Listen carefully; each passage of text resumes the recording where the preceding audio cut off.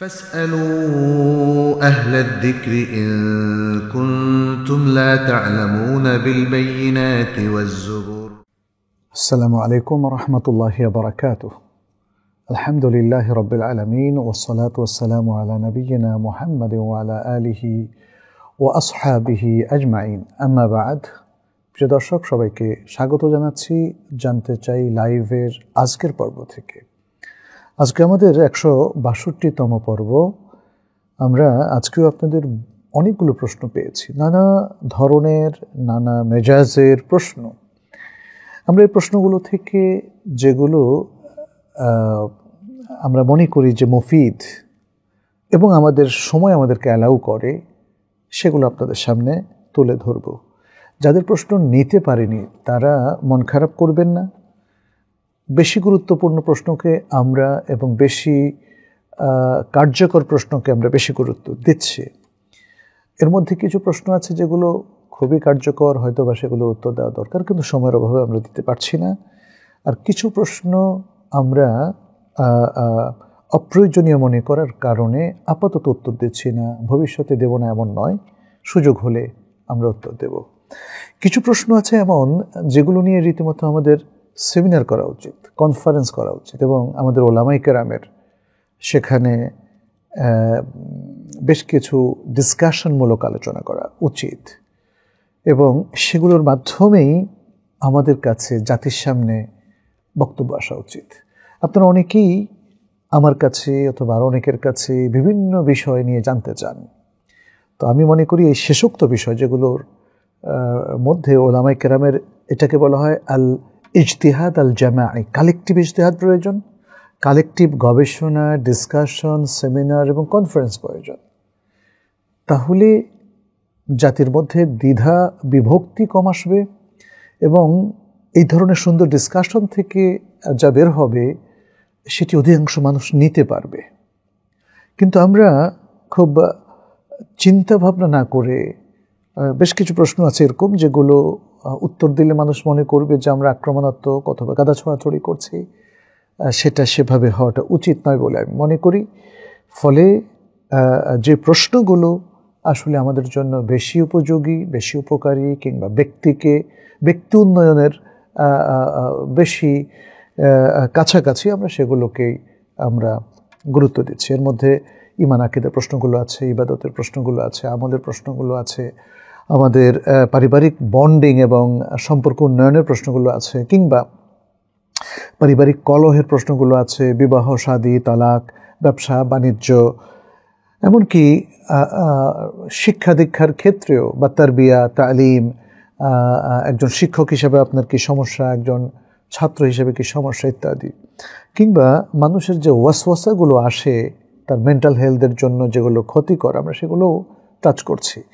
তো ফলে আমাদের এই জানতে চাই সেশনের ম্যাক্সিমাম প্রশ্নগুলো ব্যক্তি উন্নয়ন, পরিবার উন্নয়ন, সমাজ উন্নয়ন ইত্যাদি বিষয়গুলো, এবং ঈমান আকীদার সাথে রিলেটেড, ইবাদতের সাথে রিলেটেড প্রশ্নগুলো। তো আমরা আজকে প্রথম প্রশ্ন নিচ্ছি মোহাম্মদ আবু সাইদ থেকে। আবু সাইদ তিনি 3টে প্রশ্ন করেছেন। প্রথম প্রশ্নে বলেছেন, আমি অনলাইনে এমন শিক্ষকের কোর্সে ভর্তি হয়েছি যে শিক্ষকরা বলে এই প্রশ্নটা পরীক্ষায় 100% আসবেই। এখন এভাবে কথা বলা শিরক কিনা? আপনার প্রশ্ন সেটা, কারণ কেউ তো জানে না যে পরীক্ষা কি আসবে। তাহলে এই টিচার কিভাবে বলছে এটা 100% আসবে? এই টিচারের কাছে পড়া যাবে কিনা? ভাই মোহাম্মদ আবু সাইদ, যে শিক্ষক বলছে এই প্রশ্ন আসবেই, এটা কয়েকটা কারণে বলতে পারে। হয় তিনি নিজে প্রশ্ন করেছেন এবং এক্ষেত্রে তার জন্য এটা বলাটা সঙ্গত নয়, কারণ এটা একটা আমানত প্রশ্ন করা। আমি যে যদি কোশ্চেন সেটার হই, আমি কোনো মতেই এটাকে লিক আউট করতে পারি না, এবং ইভেন আমার প্রিয়জন, প্রিয় ছাত্র, কাউকে আমরা এটা লিক আউট করতে পারি না। এটা কবিরা গুনাহের নামান্তর। আর এখানে প্রশ্নে যেটা বলেছেন, আপনি বলতে চাচ্ছেন যে তিনি ভবিষ্যৎবাণী করছেন। অবশ্য ভবিষ্যৎ আল্লাহ ছাড়া আর কেউ জানে না, এটাকে ইলমুল গায়েব বলা হয়, ভবিষ্যৎ ইলমুল গায়েব। যেহেতু তিনি ইলমুল গায়েব বলছেন, এই জন্য আপনি শিরকের সাথে এটাকে তুলনা করতে চান। আসলে ব্যাপারটা সেটা নয়, তিনি ভবিষ্যৎবাণী করছেন না।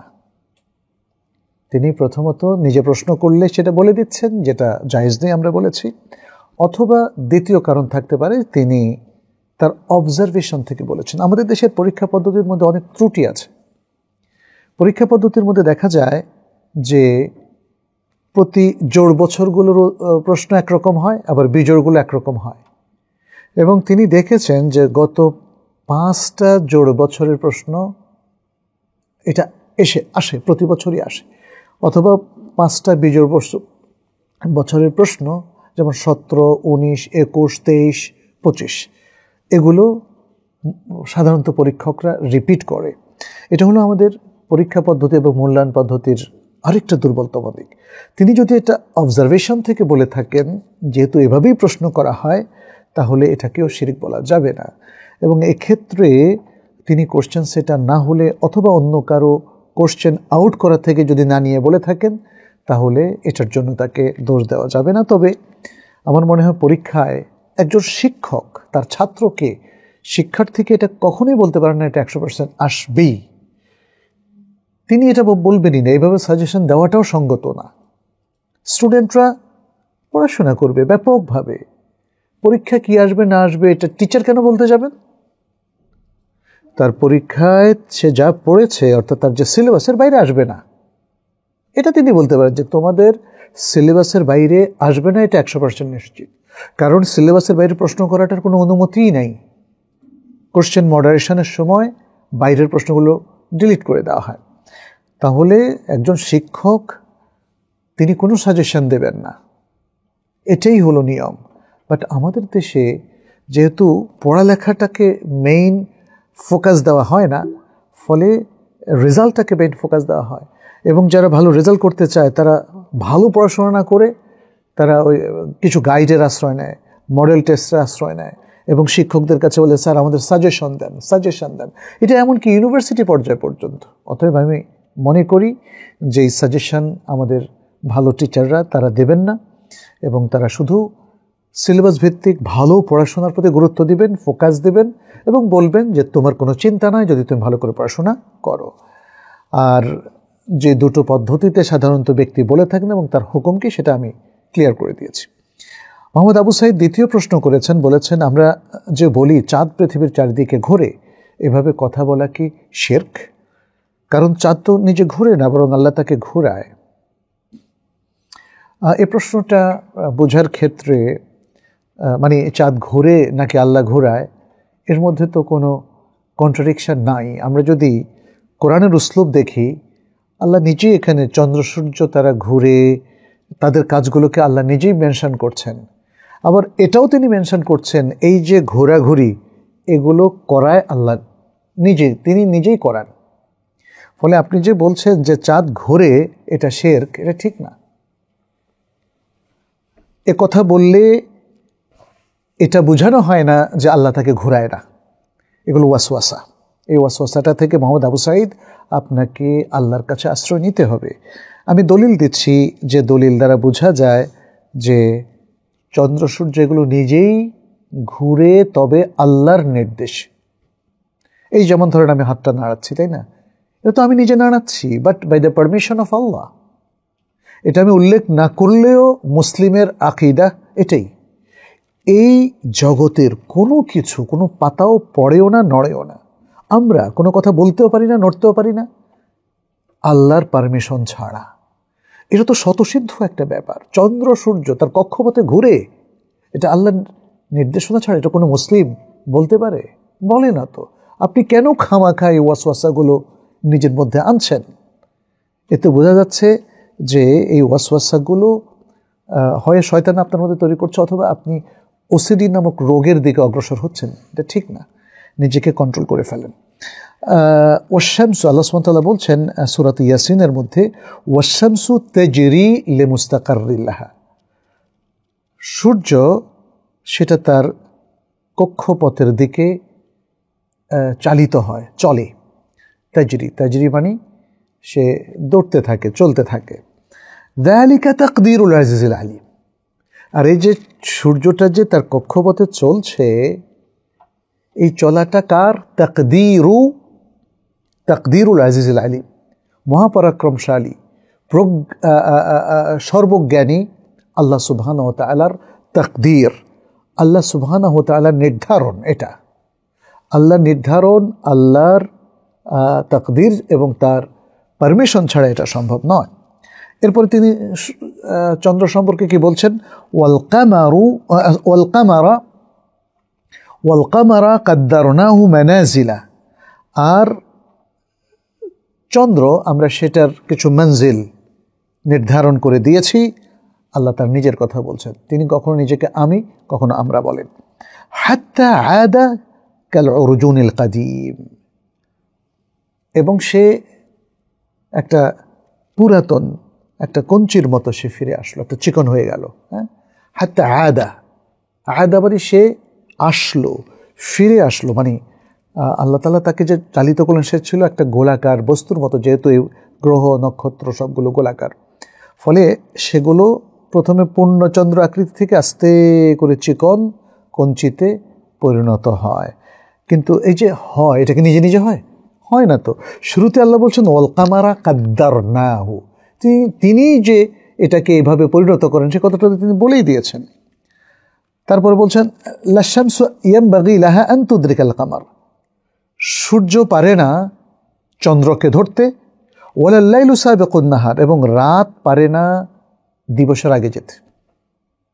তাহলে এখানে দেখেন আল্লাহ নিজেই কিন্তু এই যে সূর্য পারে না, এই ভাষাটা আল্লাহ নিজেই তো ব্যবহার করছেন।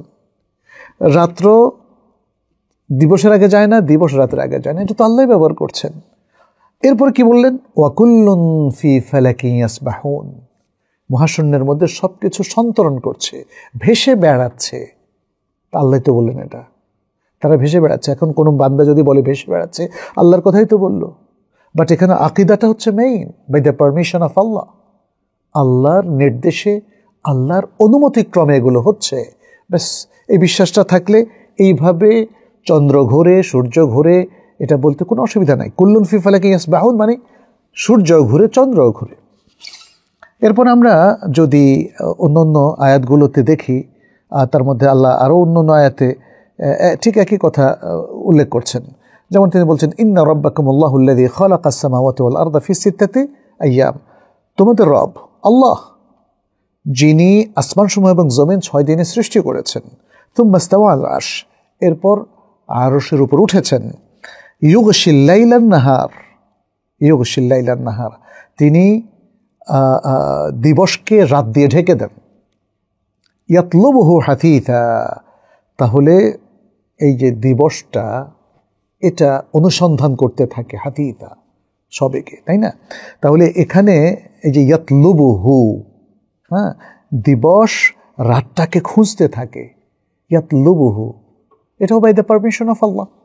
তারপরে বলছেন ওয়াশ-শামসা ওয়াল কামারা ওয়ান নুজুমা মুসাখখারাতিন বিআমরি, আর তিনি সূর্য, চন্দ্র, তারকাগুলোকে আল্লাহর নির্দেশ ক্রমে মানুষের অনুগত করে দিয়েছেন। এটা মানুষের সেবা করে। এখানে মানুষের অনুগত মানে মানুষ চন্দ্র সূর্য চালায় তা না, মানুষের সেবা করে। আলা লাহুল খালকু ওয়াল আমরু তাবারাকাল্লাহু রাব্বুল আলামিন। জেনে রাখো আল্লাহর জন্যই সৃষ্টি এবং নির্দেশ। তাবারাকাল্লাহু রাব্বুল আলামিন, সারা জাহানের মালিক, সৃষ্টিকুলের রব আল্লাহ কতই না পবিত্রময়। যাই হোক, এভাবে আমার কাছে মনে হয় একটু সঠিক ধারায় চিন্তা করতে হবে। ওয়াসওয়াসায় যাওয়া যাবে না। শয়তান আমাদের দেখেন সঠিক কথাগুলোকে কিভাবে ভুল ধারায় নিয়ে যায়। তৃতীয় প্রশ্ন হচ্ছে, আবু সাইদ বলেছেন আমি ইউটিউবে ভালো ভালো ভিডিও দেখি। এখন যাদের বা যে শিক্ষকদের ভিডিও দেখি তাদের অনেকেই আছে যারা ইউটিউবে ইনকাম করে। এখন তাদের ভিডিও দেখা কি জায়েজ হবে? কারণ এতে তাদের হারাম উপার্জন করতে সাহায্য করা হলো। এটাও ভুল ধারণা। আমরা বলেছি যে ইউটিউবের ইনকামটা আসলে তার অনুষ্ঠানের কারণে হয় না। ইউটিউব মানে যার অনুষ্ঠানগুলো বা যার চ্যানেলটা, সে ইউটিউবের অ্যাডভার্টাইজগুলোকে অনুমোদন করে এবং সে অ্যাডভার্টাইজগুলো পারমিট করার কারণে সে মনিটাইজ করতে পারে এবং টাকা নিতে পারে, টাকা তাকে দেওয়া হয়। যারা বন্ধ করে রাখে তাদেরকে ইউটিউব কোনো টাকা দেয় না, যেমন আমরা বন্ধ করে রেখেছি। এখন ইউটিউবের এই ইনকামটা কি তার অনুষ্ঠানে, ভালো ভালো অনুষ্ঠানের বিপরীতে আসে? নাকি ওই যে শালীন অশালীন সব ধরনের অ্যাডভার্টাইজ কেন্দ্রিক আসে? তাহলে অ্যাডভার্টাইজের বিপরীতে এই টাকাটা আসে। হ্যাঁ, এটা ঠিক যে যদি আপনারা বেশি বেশি দেখেন তাহলে টাকার হারটা বেড়ে যায়, কারণ সাবস্ক্রিপশন বেড়ে গেলে ইউটিউব থেকে ইনকামটা বাড়ে। যেটাই হোক না কেন, ইউটিউবের ইনকামটা ভালো অনুষ্ঠানের কারণে নয়, বরং কিছু অ্যাডভার্টাইজের কারণে। তো এই জন্য আপনারা ইউটিউবের অনুষ্ঠান দেখা বন্ধ করবেন, আমরা সেটা বলবো না, যদি সেটা শরিয়াসম্মত অনুষ্ঠান হয়ে থাকে, এটা আপনার জন্য দেখা জায়েজ। আর আপনারই দেখার কারণে আপনি তাকে হারাম উপার্জন করতে সাহায্য করেছেন, এটা কমপ্লিটলি একটা ভুল ধারণা। আপনার কি সেই নিয়ত? আপনি যদি সে নিয়ত করেন তাহলে আপনার কথা আলাদা। আমি শুধু আপনাকে এখানে অ্যাকসেপশন করব, অন্যদেরকে না। আমার বিশ্বাস যে কোনো ব্যক্তি যখন কোনো শায়েখের অথবা কোনো ভালো শিক্ষকের কোনো একটা শরিয়াসম্মত ভিডিও দেখে, তখন তার উদ্দেশ্য হচ্ছে সেটা থেকে উপকৃত হবে, সে ওনার ইনকাম বাড়াবে, এই ধরনের আসলে বাজে চিন্তাও কারো আসে না, এবং সেটাও সে নিয়ত করে না। আচ্ছা, তাহলে মানে ইনকামটা কিভাবে আসে? ইনকামটা কারণ তিনি মনিটাইজ ওপেন করেছেন, তিনি অথবা তার লোক। আমার জানা মতে আমাদের ভিডিওগুলো যারা প্রচার করে, এদের অনেককে আমরা চিনি না। তারা আমাদের বিভিন্ন জায়গা থেকে এগুলো সংগ্রহ করে, আমরা যেখানে আলোচনা করি সেখানে আমরা দেখি যে অনেকগুলো মানে মানুষ আসে এবং তারা আমাদের বিভিন্ন রকম মানে তাদের নিজস্ব জিহাজ দিয়ে, তাদের নিজস্ব যন্ত্র দিয়ে, ক্যামেরা দিয়ে তারা আমাদের এগুলো রেকর্ড করে তারা তাদের ইচ্ছা মতো বিভিন্ন জায়গায় তারা এগুলোকে আপলোড করে। এগুলোতে মানে অধিকাংশ ক্ষেত্রে আমাদের কোনো অনুমতি নেয় না। ফলে তারা অনেকেই আসলে ইউটিউবার অথবা বিভিন্ন খান থেকে শায়েখদের বা বিভিন্ন লোকদের ভিডিও সংগ্রহ করে তারা নিজেরা মনিটাইজ করে। তাহলে এখানে তো শায়েখ নিজেও দায়ী নন। তারপরে অনেক শায়েখ এটাও জানেন না যে তার ইউটিউব চ্যানেলে মনিটাইজ করা হচ্ছে, তাই না? ফলে এই জন্য আমরা মনে হয় আমাদের শিক্ষকদের বা শায়েখদের এভাবে আমরা দায়ী না করি। আর কেউ যদি মনিটাইজ করেন সেখানে তার যুক্তি কি আমি জানি না, বা কারা করে সেটাও আমরা জানি না। অতএব ভালো লোকদের প্রতি আমরা ধারণা খারাপ না করি। আর যারা মানে মনিটাইজ করেছেন, ওই মনিটাইজ করার কারণে তার উপার্জন করছেন, ভালো প্রোগ্রামের কারণে নয়। ভালো প্রোগ্রামের কারণে তার ভিজিট বাড়ছে, তার দর্শক বাড়ছে, তার সাবস্ক্রাইবার বাড়ছে। যাই হোক, এখানে একটু ক্লিয়ার করে আমি বললাম যাতে আমাদের দর্শকরা বিষয়টা বুঝতে পারে। গোলাম রাব্বি বলেছেন, তিনিও কয়েকটা প্রশ্ন করেছেন, আমরা চেষ্টা করব সংক্ষেপ উত্তর দিতে। অর্থ বা সম্পদ আত্মসাতের গুনাহ মোচনের উপায় কি? অর্থাৎ কেউ যদি অর্থ বা সম্পদ আত্মসাৎ করেন তাহলে এখন এর যে পাপটা হলো, পাপ মোচনের উপায় কি? আচ্ছা, আত্মসাৎ করবেন আর পাপ মোচন হয়ে যাবে, এটা তো হয় না। আপনি পাপ মোচনের জন্যে আত্মসাৎকৃত সম্পদ আপনাকে ফেরত দিতে হবে। এরপর আপনি বলেছেন পরিশোধ সম্ভব না হলে কি করণীয়? পরিশোধ সম্ভব কেন হলো না এটা দেখতে হবে। আপনি কি তাকে খুঁজে পাননি, নাকি খুঁজে পেয়েছেন দিতে লজ্জা করছে? অথবা আপনি যার সম্পদ আত্মসাৎ করলেন তার ওয়ারিসদেরকে কি পাননি, নাকি আপনি খোঁজেনই নাই, তাই না? এই বিষয়গুলো একটু ভালো করে তলিয়ে দেখতে হবে। যদি এমন হয় যে আপনি কোনো প্রচেষ্টাই বাকি রাখেন নাই, আপনি অনুতপ্ত হয়েছেন, আপনি আল্লাহর কাছে তওবা করেছেন, আপনি সেই লোকের নিজেকে অথবা তার কোনো আত্মীয় স্বজন, তার ওয়ারিসদেরকে খুঁজেছেন, পাননি, এখন পরিশোধও করতে পারছেন না, এমত অবস্থায় আপনি তার নামে আত্মসাৎকৃত সকল, এটা যদি 1 কোটি টাকা হয়, এটা যদি গুলশানের বাড়ি হয়, এই পুরো সম্পত্তিটা ওই লোকের নামে আপনাকে চ্যারিটি করে দিতে হবে, আপনাকে সাদাকা করে দিতে হবে ওই লোকের নামে, যাতে উনি এই বিশাল সম্পত্তির সাদাকার সওয়াবটা পান। এরপরে সারা জীবন আপনাকে আল্লাহর কাছে ক্ষমা চাইতে হবে যে আল্লাহ, আমি এই ভুলটা করেছি, আমি যার থেকে আত্মসাৎ করেছি আমি তাকে দিতে পারি নাই, কিন্তু তার পক্ষে আমি সাদাকা করেছি, এছাড়া আমার আর কোনো উপায় ছিল না, অতএব তুমি আমাকে ক্ষমা করো, ক্ষমা করো, ক্ষমা করো। আল্লাহর কাছে ক্ষমা কন্টিনিউয়াসলি চেয়ে যেতে হবে। আশা করছি যে এতে আপনার বোঝাটা কমে যাবে এবং হয়তো এক সময় আল্লাহ আপনাকে পূর্ণ ক্ষমাও করে দিতে পারেন। দ্বিতীয় প্রশ্ন করেছেন, কেউ যদি স্বেচ্ছায় বেদাতি অনুষ্ঠানের খাবার দেয় তাহলে খাওয়া যাবে কি? অর্থাৎ আপনি বেদাতি অনুষ্ঠানে যাননি, কিন্তু আপনাকে খাবার পাঠানো হয়েছে, আপনি খাবেন কিনা। এখানে প্রথম কথা হচ্ছে, এটা শরঈ একটা বিধান যে আমাদের মুসলিমদের মধ্যে যেহেতু অনেক ভুল রেওয়াজ চালিত হয়েছে, বিভিন্ন ধর্মের কৃষ্টি কালচার, কিংবা মানুষ না জেনে বা জেনে ইচ্ছাকৃতভাবে বা অনিচ্ছায় সে অনেক রসম রেওয়াজ চালু করেছে যেটা শরীয়তসম্মত নয়। এই ধরনের রসম রেওয়াজ যেগুলো বেদাতি পর্ব হিসাবে স্বীকৃত কিংবা পাপের অনুষ্ঠান বলে স্বীকৃত, এগুলোতে যাওয়ার ব্যাপারে শরঈ মূলনীতি হচ্ছে হারাম, লা ইয়াজুজ, এটা জায়েজ নেই। এবং সেগুলোতে গিয়ে আপনি সেগুলোতে আনন্দ উল্লাস করবেন, খাবেন, এটাও জায়েজ নেই। আচ্ছা, এখন বাকি থাকলো যেটা আপনি প্রশ্নে উল্লেখ করেছেন, যে সেই ব্যক্তি আপনার উদ্দেশ্যে এগুলো উপহার হিসাবে পাঠালো, এখন খাবেন কি না, এই ব্যাপারে ওলামায়ে কেরামের ইখতিলাফ রয়েছে। তারা কেউ এই দৃষ্টিভঙ্গি পোষণ করেছেন। বুঝতে হবে যে ওলামায়ে কেরামের ইখতিলাফটা কিন্তু যে কোনো ফালতু কারণে না, অথবা একজন আরেকজনের উপর জেদ করে না। তাদের দুটো দৃষ্টিভঙ্গি এখানে কাজ করছে। প্রথম দৃষ্টিভঙ্গি হচ্ছে, তারা বলছেন আমরা দেখব যে খাদ্যটা আদতে ফিল আসল এটা বৈধ কিনা। যদি এটা বৈধ হয় তাহলে তার উপলক্ষটা ভুল, কিন্তু খাবারটা তো হালাল। যেমন যদি হয় আপেল, কমলা কিংবা যে কোনো মিষ্টান্ন জাতীয় ডেজার্ট টাইপের খাবার, তো এটা তো হালাল, এখানে তো হারাম কিছু নেই। সে যে ভুলটা করেছে সেটা হচ্ছে তার উপলক্ষ। সে একটা ভুল উপলক্ষ বা বেদাতি উপলক্ষ তৈরি করে হালাল খাদ্যগুলো খেয়েছে, আপনার জন্য পাঠিয়েছে। তাহলে ইনাদের মূল ফোকাস হচ্ছে খাদ্য যেহেতু হালাল, অতএব আপনার উপলক্ষটার প্রতি অসমর্থন জ্ঞাপন করে আপনি এই খাদ্যটা খেতে কোনো অসুবিধা নেই। দ্বিতীয় একদল ওলামায়ে কেরাম তারা বলেছেন যে না, উপলক্ষ যেহেতু শরিয়াসম্মত নয়, বরং বেদাতি উপলক্ষ অথবা পাপমূলক উপলক্ষ, অতএব পাপের একটা প্রভাব এই খাদ্যের উপর পড়ে থাকবে।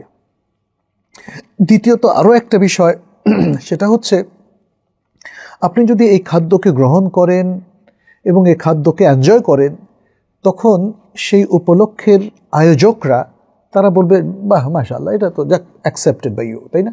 আপনি এটাকে অ্যাকসেপ্ট করেছেন, গ্রহণ করেছেন, ফলে উপলক্ষটা আর এতদিন যে মানে রিজেক্টেড, প্রত্যাখ্যাত হওয়ার কথা ছিল, সেটা আর হবে না, সেটা মানুষের গা সওয়া হয়ে যাবে। ফলে এই দ্বিতীয় পক্ষের ওলামায়ে কেরাম বলেছেন যে এটা সে গ্রহণও করবে না, খাবেও না। তবে কেউ যদি জোর করে রেখে যায়, তখন সে সেটাকে জানিয়ে দেবে যে আপনার এটা আমি অন্য লোকদেরকে বন্টন করে দিলাম, গরিব লোকদেরকে ইত্যাদি। কারণ উপলক্ষগুলোকে যদি আমরা সায় দেই, তাহলে সে উপলক্ষগুলো সমাজে প্রতিষ্ঠিত হয়ে যাবে। এই জন্য আমাদের বাংলাদেশের গ্রামে বা বিভিন্ন শহরেও আমরা দেখি যে অনেক বেদাতি উপলক্ষ এস্টাবলিশ হয়ে গেছে। আলেমদের যে জোরালো ভূমিকা দরকার, এবং পাশাপাশি যারা সত্যের উপর আছেন এবং যারা এই ধরনের বেদাতগুলোকে অ্যাকসেপ্ট করেন না, পছন্দ করেন না, তাদের আরও জোরালো ভূমিকা দরকার, যাতে করে এই জিনিসগুলো সমাজে প্রতিষ্ঠিত না হয়। তৃতীয়ত আমি আরেকটা জিনিস বলবো, যে যারা এই খাদ্য বা অনুষ্ঠানগুলোকে প্রত্যাখ্যান করবেন, তারা সুন্দর এবং ভদ্রভাবে বুঝিয়ে দেবেন। অধিকাংশ মানুষ আসলে সমাজের এই রসম রেওয়াজের দাসে পরিণত হয়েছে। তারা অনেকে জানেই না যে এগুলো শরিয়াসম্মত নয়, অনেকে জানে না যে এগুলো বেদাত। ফলে আমরা যারা এগুলো সম্পর্কে জানি, যারা পড়াশোনা করে অথবা আলেমদের সোহবাতে থেকে যারা এগুলো জানতে পেরেছেন, তাদের উচিত হবে যে এই জিনিসগুলো সুন্দরভাবে প্রত্যাখ্যান করে এবং তাদেরকে বুঝিয়ে বলা, যেন তারা পুরো অনুষ্ঠান অথবা খাদ্য বা উপলক্ষ সব কিছু শরিয়াসম্মতভাবে করে। আচ্ছা, তৃতীয় যে প্রশ্ন আপনি বলেছেন, বিপদ আপদকে আল্লাহর অসন্তুষ্টির লক্ষণ। প্রথমত বিপদ আপদ এটা হলো তাকদীরের একটা বিষয়। বিপদ আপদটা আমরা নিজেরা টেনে নিয়ে আসি না, তাই না? আমরা কাজ করি, স্বাভাবিক কাজকর্ম, সেখানে সঠিকও আছে, ভুলও আছে, কিছু ভুল বিভ্রান্তি, যাই হোক, সর্বাবস্থায় অনেক সময় বিপদ আসে, অনেক সময় বিপদ আসে না। অতএব এটা একটা আল্লাহর নির্ধারিত তাকদীরের একটা বিষয়। যদিও আল্লাহ সম্পর্কে আমরা কোরআন হাদিসে জানি, তিনি আর রহমান আর রাহিম, পরম দয়ালু, অসীম করুণাময়। এবং তিনি, হাদিসে এটা এসেছে যে তিনি আমাদের মা কিংবা আমাদের বাবা অথবা আমাদের প্রিয়জনের আমাদের প্রতি যে ভালোবাসা আছে তার চেয়ে বেশি আরহাম, বেশি করুণাময় তিনি আমাদের প্রতি। এমত অবস্থায়ও আল্লাহর পক্ষ থেকে আমাদের উপর বিপদ আসে, মুসিবত আসে, সমস্যা আপতিত হয়। তো এক্ষেত্রে কোরআন সুন্নাহর সকল দলিল থেকে যেটা আমরা পাই সেটা হচ্ছে আল্লাহ সুবহানাহু ওয়া তাআলার পক্ষ থেকে যে বালা মুসিবত আসে এটা সবসময়ই আল্লাহর গজব অথবা তার আযাব অথবা তার অসন্তুষ্টির দলিল নয়। কখনো কখনো এটা অসন্তুষ্টির কারণে আসতে পারে, আবার কখনো কখনো এটা আল্লাহর পক্ষ থেকে পরীক্ষামূলক আসতে পারে। আল্লাহ তার প্রিয় বান্দাদেরকে পরীক্ষা করতে চান যে বান্দারা এই বিপদে পড়েও আল্লাহর এই তাকদীরকে গ্রহণ করছে কিনা এবং আল্লাহর প্রতি সন্তুষ্ট কিনা, কিংবা তারা সবর করছে কিনা। এখানে আনাস ইবনে মালিক রাদিয়াল্লাহু তাআলা আনহুর একটা হাদিস ইমাম তিরমিজি হাসান সনদে বর্ণনা করেছেন, কেউ কেউ অবশ্যই এটাকে সহিহ সনদও বলেছেন। সেখানে নবী সাল্লাল্লাহু আলাইহি ওয়াসাল্লাম বলেন, ইন্না ইযামাল জাযাই মা ইযামিল বালা, নিশ্চয়ই পুরস্কার বড় হয় বালা মুসিবত বড় হলে, অর্থাৎ বড় বালা মুসিবত বড় পুরস্কারের কারণ। ওয়া ইন্নাল্লাহা ইযা আহাব্বা কওমান ইবতালাহুম, আর যখন আল্লাহ কোনো জাতিকে, কোনো একদল বান্দাকে ভালোবাসেন তখন তাদেরকে বালা মুসিবতের মধ্যে ফেলে দেন। ফামান রাদিয়া, এই লোকেরা যারা বালা মুসিবতের মধ্যে পড়েছে তারা যদি এরপরে সন্তুষ্ট থাকে, ফালাহুর রিদা, তাহলে তাদের জন্য আল্লাহ সন্তুষ্টি। ওয়ামান সাখিতা ফালাহু সাখত, আর যারা এই বালা মুসিবতের মধ্যে পড়ে ক্রোধান্বিত হয়, রেগে যায়, তাহলে আল্লাহর গজব এবং ক্রোধ তাদের উপরও বর্তাবে। অতএব সংক্ষিপ্ত কথা হচ্ছে, বিপদ আপদ সবসময় আল্লাহর অসন্তুষ্টির লক্ষণ নয়, বরং আল্লাহর পরীক্ষা। এর মধ্য দিয়ে যদি কেউ উত্তীর্ণ হয় তাহলে সেটা আল্লাহর অভূতপূর্ব সন্তুষ্টির কারণ হতে পারে। নাম প্রকাশে অনিচ্ছুক একজন বোন বলেছেন, আমি তাইবা একাডেমি ফিমেল গ্রুপের একজন সদস্য। কোনো মেয়ে অনুভূতিহীনভাবে এবং অকারণে কোনো পুরুষ মানুষের কথা মনে করলে এবং সেটা বারবার মনে পড়ে গেলে কি করণীয়? আমি আল্লাহর রাস্তায় থাকতে চাই এবং এই অনাকাঙ্ক্ষিত বিষয়টি আমাকে অনেক কষ্ট দিচ্ছে। বোনের জন্য এটা বলবো যে এটা ওয়াসওয়াসা মিনাশ শায়তান, শয়তানের পক্ষ থেকে ওয়াসওয়াসা। অকারণে মানুষের কথা মনে পড়া, পরপুরুষের কথা মনে পড়া একজন নারীর জন্য এটা সঠিক নয়। কিন্তু কেন আসছে? সম্ভবত এটা ওসিডির প্রাথমিক লক্ষণ। আপনি খুব দ্রুত এর ট্রিটমেন্টের ব্যবস্থা করতে হবে। হ্যাঁ, ডাক্তারের কাছেও যেতে পারেন, অথবা কোনো ভালো সাইকোথেরাপিস্ট যারা সাইকোথেরাপি দিয়ে থাকেন তাদের সাথেও পরামর্শ করতে পারেন। আর নিজে নিজে ট্রিটমেন্টও করতে পারেন। নিজে নিজে ট্রিটমেন্টটা এটা কোরআন হাদিস থেকে পাওয়া যায়। যখনই কোনো ওয়াসওয়াসা আসবে তখনই আল্লাহর আশ্রয় নেবেন এবং মনের যত সন্দেহ সেগুলো দূর করে দিবেন। আপনি এখন বুঝতে পারছেন, তাই না? আমাদের উত্তর থেকে আমরা বলে দিচ্ছি এটা ওয়াসওয়াসা, এর এই ব্যাপারে সিরিয়াসলি কিছু নেওয়ার কোনো কারণ নেই। আপনি শুধু আল্লাহর কাছে বলবেন, আল্লাহ আমাকে এই মাজাক থেকে, বিপদ থেকে তুমি আমাকে রক্ষা করো। আমি তোমার কাছে বিতাড়িত শয়তান থেকে আশ্রয় নিচ্ছি, আশ্রয় চাচ্ছি। আর এই যে অকারণে মনে আসা, এটা শয়তানের ওয়াসওয়াসা। তাহলে আপনি আল্লাহর কাছে আশ্রয় চাইলে অবশ্যই আল্লাহ আপনাকে আশ্রয় দিবেন এবং ফলে কিছুকাল এভাবে আমল করার পরে আপনি শয়তান থেকে নিজেকে বিচ্ছিন্ন করতে পারবেন। এখানে আরেকটা জিনিসও বলি, সকাল সন্ধ্যার আজকারগুলো পড়বেন, কোরআন বেশি বেশি তেলাওয়াত করবেন, সুন্দর চিন্তাগুলো আপনি নিজের মধ্যে আনার চেষ্টা করবেন এবং তাহারাতের মধ্যে থাকার চেষ্টা করবেন। ইবাদতের ফরজ ওয়াজিবগুলো সঠিকভাবে আদায় করে কিছু অতিরিক্ত নফলের জন্য আপনি চেষ্টা করবেন। ভালো মানুষদের সাথে বসবেন, আড্ডা দেবেন। ভালো মানুষের সাথে, খারাপ মানুষের সাথে আড্ডা দিলে শয়তান আরও বেশি গালেব হয়ে যাবে। তো ফলে এইভাবেই আপনি আল্লাহর রাস্তায় থাকতে পারবেন এবং এভাবেই ধীরে ধীরে আপনি ওসিডি কিংবা ওয়াসওয়াসা থেকে আপনি রক্ষা পেতে পারবেন ইনশাআল্লাহ। আসহাবে কাহাফ একটা আইডি থেকে একজন প্রশ্ন করেছেন, শিক্ষার্থীদের নিকট থেকে বিভিন্ন অপরাধের শাস্তি স্বরূপ আর্থিক জরিমানা আদায় করা যাবে কিনা? শিক্ষার্থীদের যে সমস্ত ভায়োলেশনগুলো আছে, যেমন তারা হাজির না হয়ে গায়েব থাকা, অথবা তারা প্রতিষ্ঠানের কিছু নিয়ম লঙ্ঘন করেছে, অথবা তারা এমন কোনো কাজ করেছে যেটা প্রতিষ্ঠান আসলে তাদের অপরাধ বলে গণ্য করেছে। এই অবস্থায় অনেক প্রতিষ্ঠান তাদের উপর আর্থিক জরিমানা ধার্য করে। এই আর্থিক জরিমানাগুলো ধার্য করা জায়েজ হবে কিনা, এটা হচ্ছে আপনার প্রশ্ন।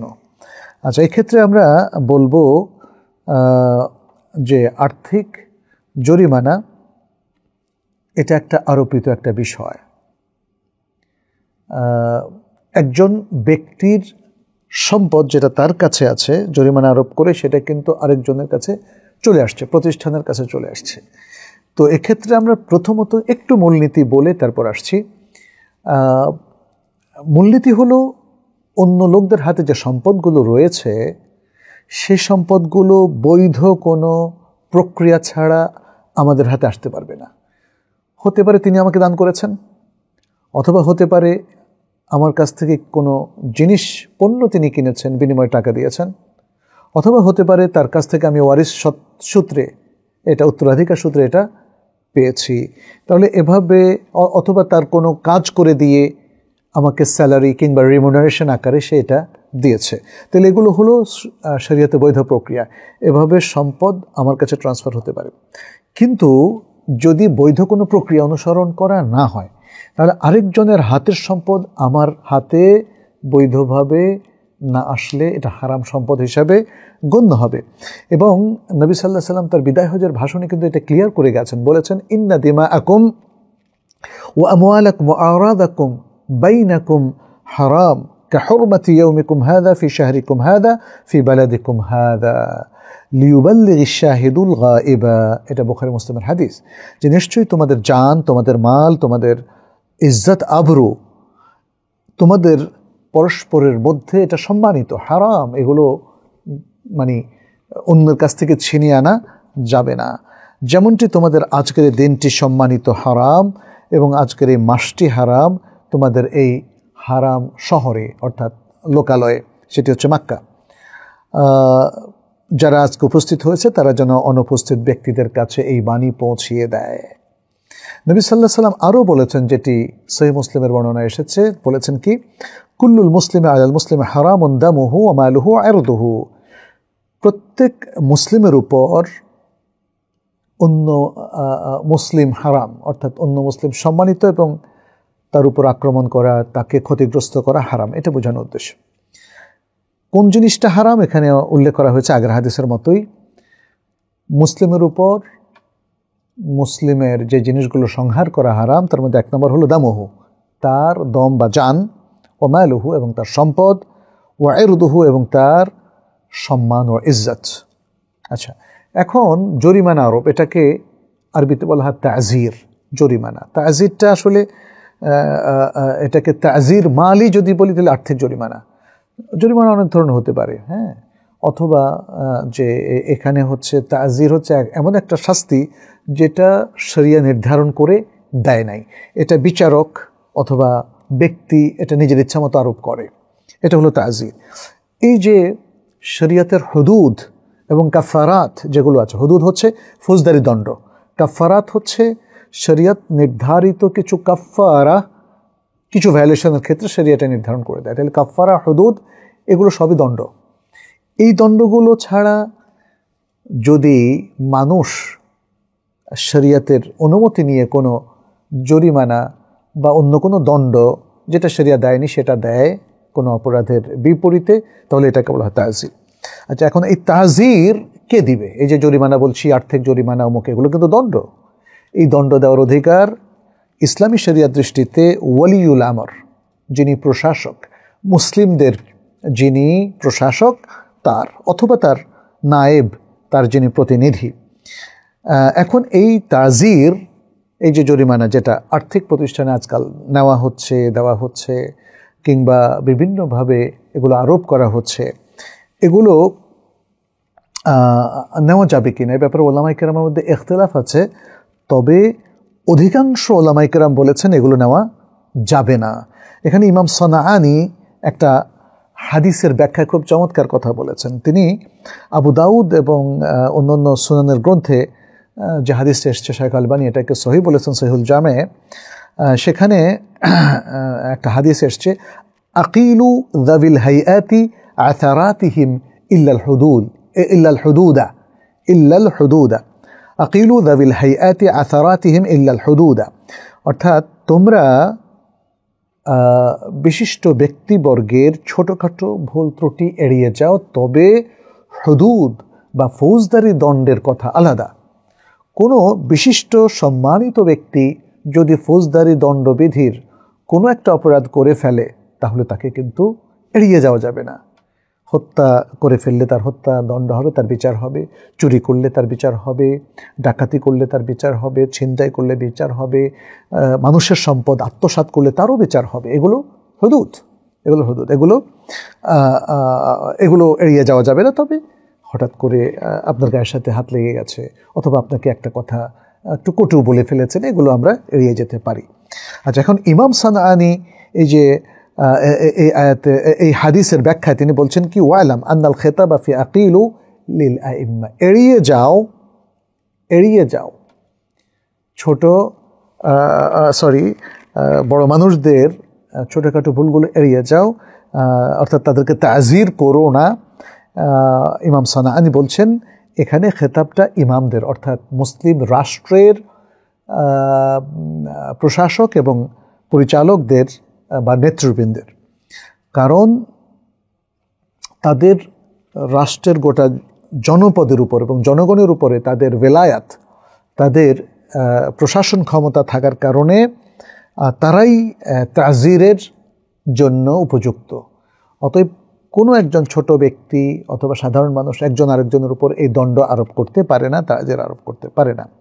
ইমাম আবু ইউসুফ, প্রখ্যাত ইমাম, তিনি বলেছেন আত-তাজির বিআখযিল আমওয়াল জায়েজুন লিল ইমাম, আত-তাজিরু বিআখযিল আমওয়াল জায়েজুন লিল ইমাম। তিনি বলছেন যে সম্পদ গ্রহণ করা জরিমানা স্বরূপ এটা ইমামের জন্য জায়েজ। এতে বোঝা যাচ্ছে যে ইমাম ছাড়া অন্যদের জন্য জায়েজ নয়। ফলে আমরা দেখতে পাচ্ছি যে অধিকাংশ ওলামায়ে কেরাম, মানে বলতে গেলে প্রায় সবাই, তারা বলছেন যে কোনো ব্যক্তির উপরে এটা আদালতের সাহায্য নেওয়া ছাড়া বা বিচারক কিংবা কাজী, জাস্টিস কিংবা যাকে আমরা বিচারক বলি, বিচারকের, মুসলিম বিচারকের অনুমতি ছাড়া বা তার কাছে মামলা দায়ের করা ছাড়া কোনো ব্যক্তি অন্য সাধারণ ব্যক্তিদের উপরে আর্থিক জরিমানা আরোপ করতে পারে না। এবং সে আলোকে আমরা বেশ কয়েকটা ওয়েবসাইটও ঘেটেছি এই মানে প্রশ্নের উত্তর ওলামায়ে কেরামের মতের আলোকে জানার জন্য। সেখানে বলা হলো যে যেই ছাত্র গায়েব থাকে, অনুপস্থিত থাকে, তাকে শাস্তি দিয়ে জরিমানা আরোপ করা জায়েজ হবে না, এটা তারা বলছেন। তবে যদি এই ধরনের শাস্তির নিয়মটা মুসলিম রাষ্ট্রের প্রধান অথবা তাদের পক্ষ থেকে এই নিয়মটা জারি করা হয় এবং এটাকে আইনি বৈধতা দেওয়া হয়, তখন সেটা হতে পারে, কারণ তখন মানে রাষ্ট্রের নেতৃবৃন্দের অনুমতির কারণে এটা জায়েজ হতে পারে। কিন্তু সেই অনুমতি না নিয়ে কোনো ব্যক্তি যদি নিজে নিজে এগুলো আরোপ করে তাহলে সেটা জায়েজ হবে না। এ প্রসঙ্গে আমরা সৌদি আরবের আল-লাজনা দায়মা, স্থায়ী ফতোয়া কমিটির ফতোয়াটাও আমরা একটু দেখেছি। কি বলা হয়েছে, যখন তাদেরকে জিজ্ঞেস করা হয়েছে যে কোনো কবিলা বা গোত্রের কিছু লোকেরা অন্যদের উপর যখন কোনো গারামা মালিয়া, আর্থিক জরিমানা আরোপ করে, তখন সেটা জায়েজ হবে কিনা, তাদের উত্তর ছিল, এটা 19তম খণ্ডের 252তম পৃষ্ঠায় তাদের উত্তর ছিল, হাদা ইজরাউন লা ইয়াজুজ, এটা এমন একটা কাজ যেটা জায়েজ নেই। লিআন্নাহু উকুবাতুন তা'জিরিয়াতুন মালিয়া, কারণ এটা হলো একটা অর্থনৈতিক জরিমানামূলক দণ্ড। মিম্মা লা ইয়ামলিকুহা শারআন, এই টাকাটা মালিক তারা নয় শরীয়তের দৃষ্টিতে। বাল বারাদ্দু যালিকা লিল কুদাত, বরং এটা হলো যারা বিচারপতি এটা বা বিচারক, এটা তাদেরই করণীয়। ফায়াজিবু তারকু হাযিহিল গারামাত, অতএব কোনো প্রতিষ্ঠানের জন্য এই ধরনের গারামা বা জরিমানা আরোপ করা এটা ঠিক নয়, বরং এটা তরক করাটা ওয়াজিব। আচ্ছা, এখানে উলামায়ে কেরাম আরেকটা কথা উল্লেখ করেছেন, সেটা হচ্ছে প্রতিষ্ঠানগুলো ছাত্রদেরকে যে বৃত্তি দিয়ে থাকে, এজন্য যে তারা প্রতিদিন নিয়মিত উপস্থিত হবে। এখন যদি তারা উপস্থিত না হয় তাহলে এই বৃত্তি থেকে কাটা যাবে। এটা কিন্তু গারামা না, বৃত্তি কম দিবে। কারণ সে যদি যেমন 30 দিনের মধ্যে 20 দিন, সপ্তাহে 20 দিন ক্লাস হয় ধরে নিলাম, 20 দিনের মধ্যে 5 দিন যদি সে গায়েব থাকে তাহলে 5 দিনের পয়সা সে কম পাবে, এতে কোনো অসুবিধা নেই। এবং এটার জন্য রাষ্ট্রের নেতৃবৃন্দের বা মুসলিম রাষ্ট্রের নেতৃবৃন্দের অনুমতির প্রয়োজন নেই, কিন্তু জরিমানা আরোপ করার জন্য অনুমতির প্রয়োজন আছে বলে আমরা দেখলাম অধিকাংশ ওলামায়ে কেরামের বক্তব্য। এখানে কেউ কেউ বলেছেন, ওলামায়ে কেরামের মধ্যে খুব ছোট্ট একটা দল বলেছেন যে জরিমানামূলক অর্থদণ্ড এটা যে কোনো প্রতিষ্ঠান অথবা যে কোনো ব্যক্তিও দিতে পারে, কারণ তার হকের মধ্যে তারা ত্রুটি করেছে। কিন্তু আমরা দেখি যে এক্ষেত্রে মানে খুবই অল্প সংখ্যক ওলামায়ে কেরাম, বরং কেউ কেউ এখানে বলেছেন যে এক্ষেত্রে যে দেওয়াটা জায়েজ নেই, অর্থনৈতিক দণ্ডটা দেওয়া জায়েজ নেই, সেটা অধিকাংশ ওলামায়ে কেরামের বা সব ওলামায়ে কেরামের বক্তব্য। কেউ কেউ ইজমায়ের কথাও বলেছেন। সেখানে আমরা বলবো যে এখন তাহলে দুষ্ট ছেলেদের যারা দুষ্টামি করে, প্রতিষ্ঠানের নিয়ম ভঙ্গ করে, উপস্থিত হয় না, তাহলে তাদেরকে আমরা কি করে শাসন করব, তাই না? এই বিষয়টা এসে যায়। কিন্তু উত্তর হচ্ছে তাদেরকে শাসন করার জন্য আমাদের অন্য কোনো পন্থা তৈরি করতে হবে, তাদের উপর আর্থিক এই দণ্ডটা না চাপিয়ে।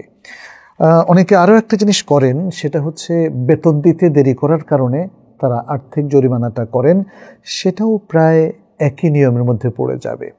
তো সেক্ষেত্রে আমরা আসলে মানে কি করতে পারি, এটা একটা আলোচ্য বিষয়। এর পথ কীভাবে আমরা ওপেন করতে পারি যাতে ছাত্ররা তাদের নিয়ম শৃঙ্খলাগুলো রক্ষা করে, প্রতিষ্ঠানের বেতন ঠিকমতো সময় আদায় করে এবং তারা প্রতিষ্ঠানে অনুপস্থিত না থাকে, সেটার জন্য সবসময় আর্থিক জরিমানা দণ্ডই কাজ করে, ব্যাপারটা এমন নয়, বরং আরও ইফেক্টিভ কোনো টুলস থাকতে পারে, সেটাই আমাদের দেখা উচিত। আমি এবার একটু দ্রুত যাব, যেহেতু আমাদের সময় হাতে খুব বেশি নেই। ফরাদ হোসেন বলেছেন সহিহ বুখারীর মাগাজি অধ্যায়ের হাদিস নম্বর 4108, এই হাদিসে একটি শব্দ নিয়ে অনেকেই ভুল অনুবাদ করেন বলে দাবি করা হয়। শব্দটি হলো ইউজআলু লি মিনাল আমরি শাইউন ফাকালাত আল হক, এভাবে বা এল হক। এখানে আমরি দ্বারা কি উদ্দেশ্য, অর্থাৎ এখানে ইবনে ওমর রাদিয়াল্লাহু তাআলা আনহুমা তিনি যে তার বোন হাফসার কাছে গিয়েছিলেন সেই জঙ্গে সিফিনের যুদ্ধ, সেখানে তার সাথে মাশওয়ারা করার জন্য, তখন ইবনে ওমর রাদিয়াল্লাহু তাআলা আনহুমা এই কথাটা বলেছিলেন ইউজআলু লি মিনাল আমরি শাইউন। তখন হাফসা তাকে বলেছিলেন এল হক বিহিম, এল হক বিহিম, তাদের সাথে যাও। এখানে ঘটনা অনেক বড়। আমরা জানি যে বিষয়টা আলী এবং মুআবিয়া রাদিয়াল্লাহু তাআলা আনহুর মধ্যে যে খেলাফটা হয়েছিল, এখানে বিষয় বলতে সেদিকেই ইঙ্গিত করা হয়েছে। এবং সেখানে যে জঙ্গে যে সিফিন হয়েছিল, তারপরে তাদের মধ্যে তাহাকুবের যে একটা ফয়সালার বিষয়টা ছিল সেখানে, এখানে আপনি প্রশ্ন করেছেন যে এখন আমরি দ্বারা, মিনাল আমরি যে বলা হয়েছে, আমরি দ্বারা কি খেলাফত নাকি ওসমান রাদিয়াল্লাহু তাআলা হত্যার প্রতিশোধ? এখানে যেটা আমরা দেখলাম যে তার সাথে হাফসা রাদিয়াল্লাহু তাআলা আনহা উম্মুল মুমিনিন, তার সাথে ইবনে ওমর রাদিয়াল্লাহু তাআলা আনহুমার যে মাশওয়ারা হয়েছিল, সেটা হচ্ছে তিনি মানে তাদের সাথে যোগ দেবেন কি না। তিনি বলতেছিলেন যে সেখানে তার কোনো মানে তিনি কোনো বিষয় বা মতামত দিচ্ছিলেন না। তিনি কি এই মাওকিফে, অর্থাৎ এই যে তাহাকুম, এই যে দুটো মানে সাহাবায়ে কেরামের দুটো দলের মধ্যে যে ইখতিলাফটা হচ্ছে, তিনি কি এই মাওকিফ থেকে আলাদা থাকবেন কি না, নাকি খলিফার সাথেই তিনি থাকবেন? তখন হাফসা তাকে সেদিকে যাওয়ার ইঙ্গিত করলেন। এখানে কোনো সন্দেহ নেই, খলিফার অবস্থানটাই হচ্ছে সঠিক অবস্থান। এমনকি তিনি যদি ইজতিহাদি ভুলও করে থাকেন, ইবনে তাইমিয়া রাহিমাহুল্লাহ এই জন্য যে কোনো মাওয়াকিফে খলিফাদের পক্ষে থাকাটা কি মুসলিমদের জন্য বিধেয় বলেছেন। ফলে মানে এই যে তাদের সাথে যাও বলতে, খলিফার লোকদের সাথে তুমি থাকো এবং সুন্দরভাবে জিনিসগুলো ফয়সালা করো, ইত্যাদি, এটা উদ্দেশ্য। মোহাম্মদ শাহিন আহমদ বলেছেন প্রাইভেট শিক্ষা প্রতিষ্ঠানে ফি বাবদ এবং বছর শেষে সৃজন ফি বাবদ মোট অঙ্কের অর্থ নিয়ে থাকে, এই অর্থগুলো নেওয়া তাদের জন্য কতটা শরিয়াসম্মত, আমরা কতটুকু দিতে বাধ্য? জাযাকাল্লাহু খায়রান। প্রাইভেট শিক্ষা প্রতিষ্ঠানগুলো কি ইসলামিক কিনা, তাই না? এটা একটা বিষয়। আমরা দেখতে পাচ্ছি প্রাইভেট শিক্ষা প্রতিষ্ঠান যেগুলো হয়তো আমেরিকান প্রতিষ্ঠান অথবা কানাডিয়ান এই নাম দিয়ে, অথবা অস্ট্রেলিয়ান স্কুল, অথবা হেলিবারি, যেটা আমরা প্লেজ হারবার মতো বিশাল বড় বড়, ময়মনসিংহ কিংবা ভালুকা অথবা গাজীপুরের বড় বড় প্রতিষ্ঠান, এগুলো বিশাল বড় অর্থ নিয়ে থাকে।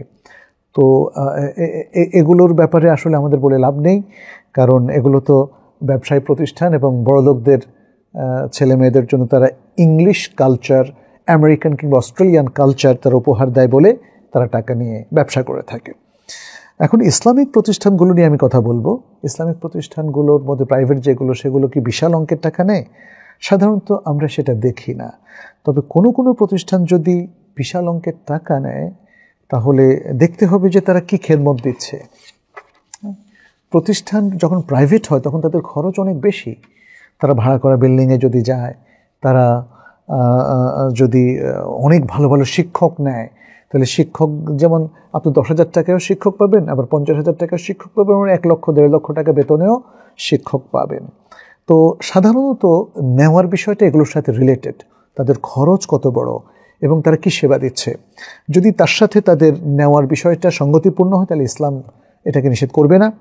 কিন্তু যদি সেবা না দিয়ে, মানুষকে ধোঁকা দিয়ে এবং মিথ্যা কথা, মিথ্যা আশ্বাস দিয়ে তারা কোনো টাকা ইনকাম করে এবং অনেক বেশি টাকা রাখে, ওয়াদা করে ওয়াদা পরিপালন না করলো না, ভালো শিক্ষক রাখবে বলে রাখলো না, মিথ্যা কথা বলে তারা যদি বিশাল টাকা ইনকাম করে, তাহলে এটা শরীয়তসম্মত হবে না।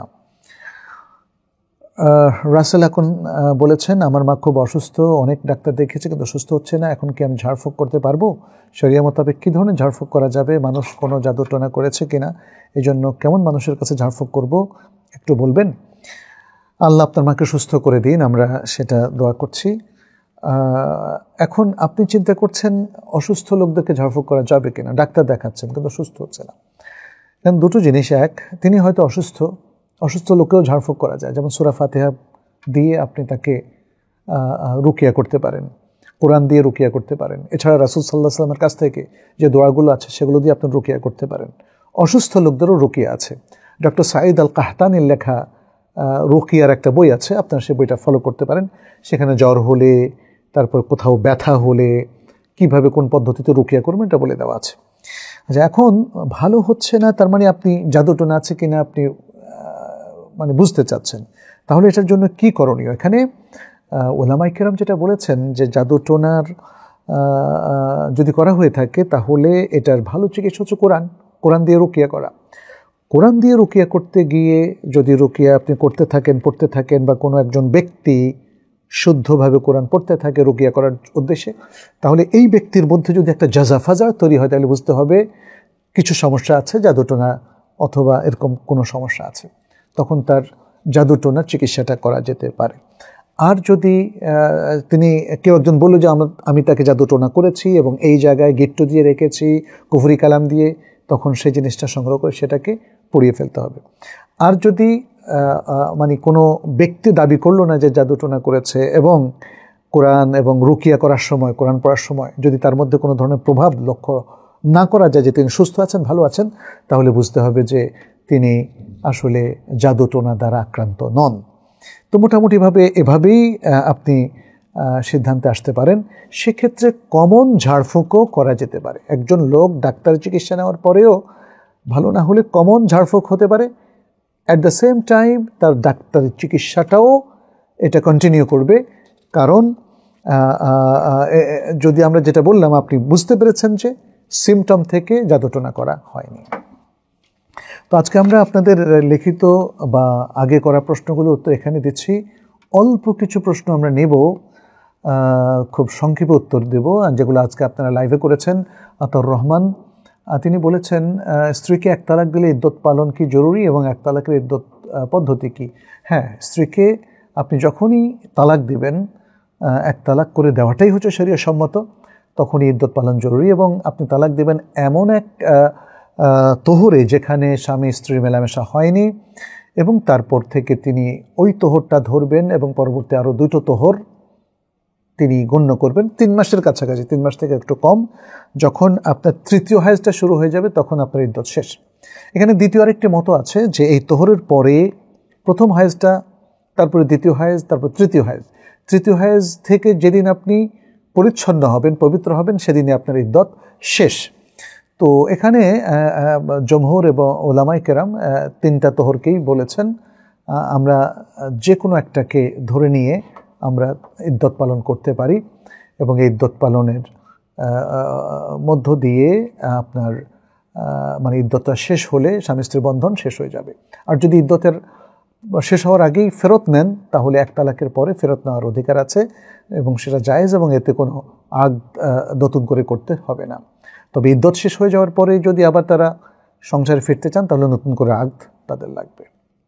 ইদ্দতের মধ্যে মহিলারা দ্বিতীয় কোনো স্বামীর কাছে বিবাহ বসতে পারবেন না। হাসান নূর বলেছেন, মোবাইলে ভিডিও গেমে জাদু থাকে, শূকর পালন করা লাগে, সেটা খেলা বা দেখা কি বাস্তবের মতো হয়? অবশ্যই এসব কিছু বাস্তবের মতোই হারাম। আবদুল্লাহ বিন মাসুম বলেছেন, আমার স্বামীর সাথে মানে এই আইডি থেকে হয়তো তার স্ত্রী বলেছেন, যাই হোক, ঝগড়া হলে বোন বলেছেন স্বামীর সাথে ঝগড়া হলে আমি কয়েকবার তাকে বলেছি যে তুমি আমার কাছে আসিও না, আমি চাই না তুমি আসো। জবাবে সে বলে যে আসবো না, এতে কি কিছু হবে? এতে কিছুই হবে না। নাম প্রকাশ অনিচ্ছুক একজন বলেছেন, আমি বিবাহ করতে চাই কিন্তু আব্বু আম্মু দিচ্ছে না, এদিকে আমি এখনও ছাত্র, আমার কি করণীয়? বাড়িতে বোঝাতে চাইলেও বুঝছে না, আমার বয়স 17 বছর। আচ্ছা, এখন 17 বছরের যে যুবক তুমি বিয়ে করতে চাচ্ছ, শরিয়া এটা নিষেধ করে না, কিন্তু এখানে বাবা মায়ের ইতাআত জরুরি। প্রথম কথা, তারা তোমার ভালো মন্দ ভালো বুঝেন। এক্ষেত্রে তোমাকে আমরা বলবো যে তোমার বিবাহের ইস্তেতাআত শারীরিক হলেও আর্থিক কিংবা সাংসারিকভাবে হয়নি, যেহেতু বাবা মা এখনও তোমাকে পারমিশন দিচ্ছেন না। সেক্ষেত্রে তুমি একটু ধৈর্য ধরো এবং সিয়াম রাখো, ধৈর্য ধরো এবং সিয়াম রাখো। রাসূল সাল্লাল্লাহু আলাইহি ওয়াসাল্লাম তো এমনটাই বলেছেন, তাই না? সে বিখ্যাত হাদিস যেটি বুখারী মুসলিমের মধ্যে এসেছে যে হে যুব সম্প্রদায়, যখন তোমাদের কেউ বিবাহর সামর্থ্য রাখে তখন যেন সত্তর বিবাহ করে নেয়, আর যদি, কারণ এটাই তার জন্য, তার চোখের জন্য অধিক সংযতমূলক ব্যবস্থা এবং তার লজ্জাস্থানের হেফাজতের বেশি উপযোগী, আর যদি না পারে তাহলে সে যেন সিয়াম রাখে। আচ্ছা, আমরা আজকে আমার মনে হয় নিতে পারছি না, কারণ আজান হয়ে যাচ্ছে এখনই। আমরা আজকে এখানে শেষ করছি, ইনশাআল্লাহ নেক্সটে আমরা আরও বেশি প্রশ্ন নেওয়ার চেষ্টা করব যদি আল্লাহ তৌফিক দান করেন। এতটুকু বলে আজকের মতো এখানে শেষ করছি। হাদা সাল্লাল্লাহু ওয়া সাল্লাম আলা নবিয়িনা মুহাম্মদ ওয়া আলা আলিহি ওয়া আসহাবিহি আজমাইন। আসসালামু আলাইকুম ওয়া রাহমাতুল্লাহি ওয়া বারাকাতুহু।